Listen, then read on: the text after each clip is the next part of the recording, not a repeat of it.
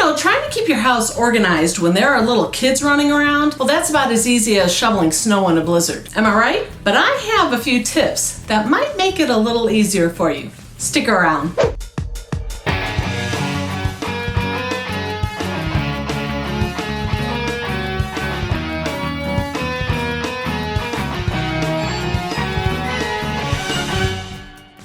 Hi everyone, welcome back to my channel. If you are new here, welcome. Thanks so much for clicking on this video. My name is Pam. I'm a professional organizer, and on this channel I share all my organizing tips, tricks, and strategies to hopefully help you gain a little more organization in your home. So if you like hearing about all things organized, be sure to click on that subscribe button and the bell right next to it so that you'll be notified every time I upload an organizing tip.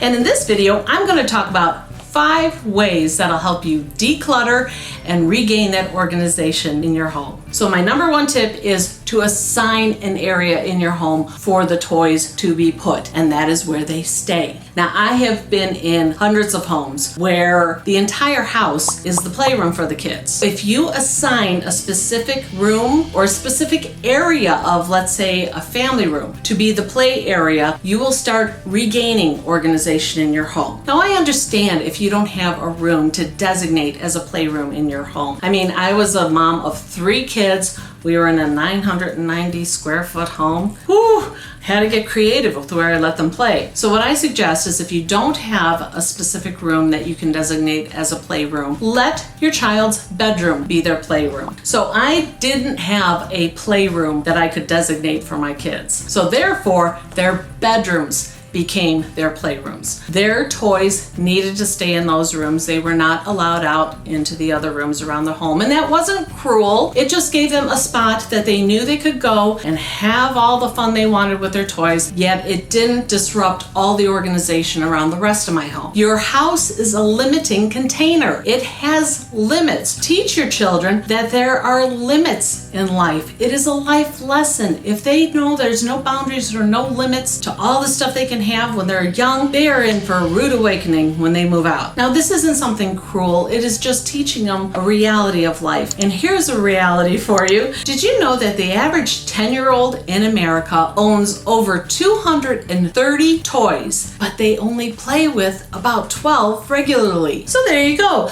Don't be afraid to set the limits. Tip number 2, purge often. Kids are constantly receiving a ton of toys from parents and grandparents and everyone else for their birthdays, for holidays like Christmas. Before those events happen, have your child purge the old toys that they no longer are really that interested in, or they don't play with at all, or they've outgrown, or that have broken. Get them out of your house. Purge them. If they're in good condition, donate them. Let other children have a chance at playing with those toys, all right? And that way, when those new gifts come arriving on their birthdays or the holidays, you will have plenty of room for them in your home. It's really the one in and one out rule. That is how you maintain organization in your home. So if a gift is coming in, something has to leave. Tip number 3, please avoid trying to keep up with the Joneses. If little Timmy over there has a new gadget he's playing with, you don't have to provide that same toy to your child. Honor who your children are. If they are interested in sports, if they are interested in music, if they are interested in arts and crafts or something like that, put your money and time into giving them lessons or classes in those areas. And just think about this. If you support their interests, clutter goes down in your home. More organization happens. Win-win. Tip number 4,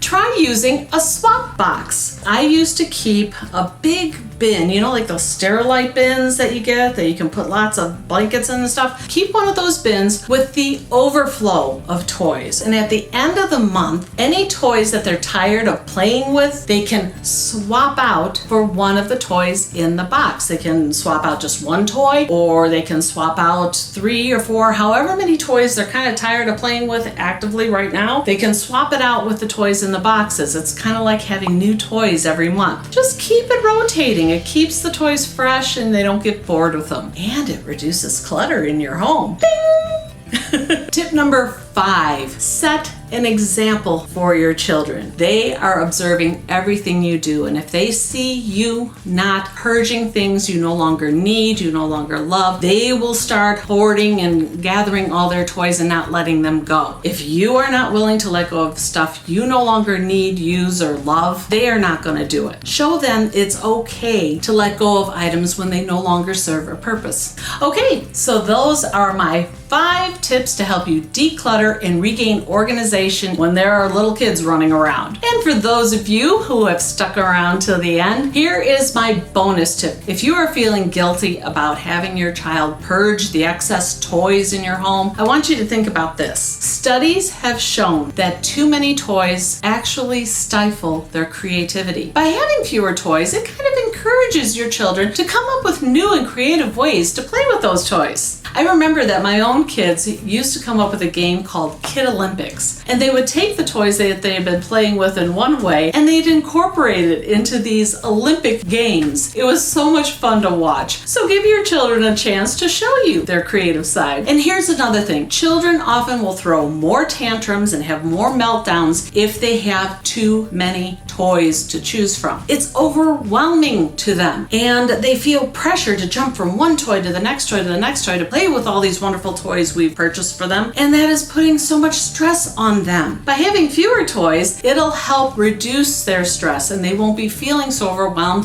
which will actually reduce the amount of temper tantrums you'll see happening around your home. So my bonus tip is stay the course and don't feel guilty about purging the extra toys around your home. Life has limits, and by teaching them that there's a limit to how many toys that can come into the house, you're actually giving them a coping skill for when they leave your home someday.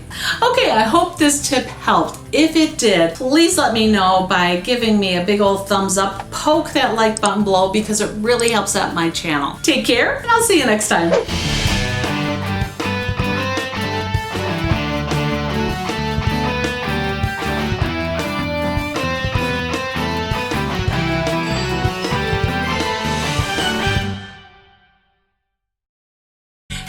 This video, why don't you check out one of these over here? And don't forget, the links to my socials are found below.